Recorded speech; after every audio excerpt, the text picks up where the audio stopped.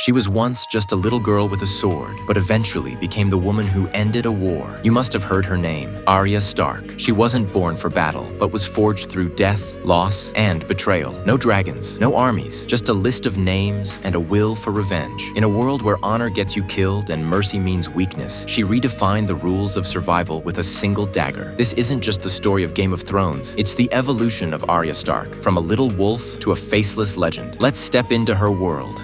A girl is Arya Stark of Winterfell, and I'm going home. At this moment, Arya is training in swordsmanship with her teacher, completely unaware that her father has already been thrown into a cell. Suddenly, Lannister soldiers burst into the training room. Her dance teacher, Syrio Forel, armed with nothing but a wooden sword, manages to hold off fully armed guards. He turns to look at Arya. To the god of death. Not today.